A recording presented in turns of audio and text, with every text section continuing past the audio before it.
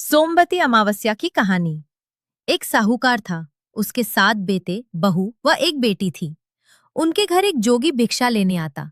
जब बहुएं भिक्षा डालती तो ले लेता, बेटी डालती तो नहीं लेता और बोलता, बेटी सुहागन तो है, पर इसके भाग्य में दुख लिखा है। ऐसी सुनकर बेटी दुबली होने लगी, तो बेटी की माँ पूछने लगी, तू क्यों सूख रही है? बेटी ने माँ को जोगी वाली बात सुनाई। दूसरे दिन माँ छुपकर देख रही थी कि बेटी ठीक ही कह रही है। उसने जोगी को कहा, एक तो मेरी बेटी तुझे भिक्षा दे रही है, ऊपर से तू दुराशीष देता है। जोगी ने कहा, उसका भाग्य ही ऐसा है। तो माँ बोली, इसका उपाय बताओ। जोगी बोला, 7 समुद्र पार एक सीमा धोबन रहती है। वो सोमवती अमावस्या का व्रत करती है। वो अपना फल इसे देवे तो दुख टले। सीमा धोबन को तलाशने लगे। रास्ते में पीपल के नीचे माँ बैठी और देखा, एक सांप गरुड़ पक्षी के बच्चों को खा जाएगा। उसने लपक कर उसे मार दिया। इतने में गरुड़ पक्षी का जोड़ा उड़ता उड़ता आकाश से आया, उसे चोंच मारने लगा। तो वो बोली, मैंने तेरे बच्चों को बचाया है, तेरा गुनाहगार तो मरा पड़ा है। गरुड़ बोला, जो मांगना है सो मांग। साहूकारनी बोली, मुझे 7 समुद्र पार पहुंचा दे। गरुड़ ने सीमा धोबन के घर के पास उसे छोड़ दिया। वहां सीमा धोबन के 7 बेटे बहू थे। बहुएं काम करते करते बहुत लड़ती थीं। सीमा धोबन को खुश करने के लिए सबके सोते समय साहूकारनी सारा काम कर देती। सब सोचने लगे, ये काम कौन करता है? सीमा धोबन ने सोचा, कौन सी बहू ज्यादा काम करती है, देखना चाहिए। चुपचाप आंख बंद करके सो गई। तो देखा, एक औरत आई, सारा काम करके चुपचाप जाने लगी।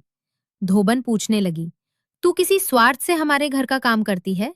तो साहूकारनी बोली, मेरी बेटी को तू अपना सोमवती अमावस्या का पुण्य दे दे, और सारी बात बताई।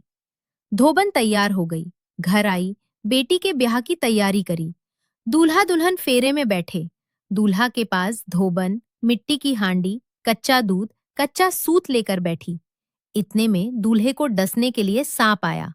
धोबन ने उसे हांडी में डाला और कच्चे सूत से हांडी बांध दी। तो सांप बोला, दूल्हा तो डर के मारे मर गया, तू उसे जीवन दान दे। धोबन ने उसके ऊपर छिटे दिए और कहा, आज तक जितनी सोमवती अमावस्या करी उसका पुण्य साहूकार की बेटी को लगना, और आगे जो अमावस्या करूं उसका फल मेरे पति को लगना। इतना बोलते ही दूल्हा उठ गया। काम पूरा हुआ, वो अपने घर जाने लगी। तो साहूकारनी बोली, तुझे मैं क्या दूं? धोबन बोली, मुझे क्या चाहिए, बस एक मिट्टी की हांडी दे दे। रास्ते में सोमवती अमावस आई।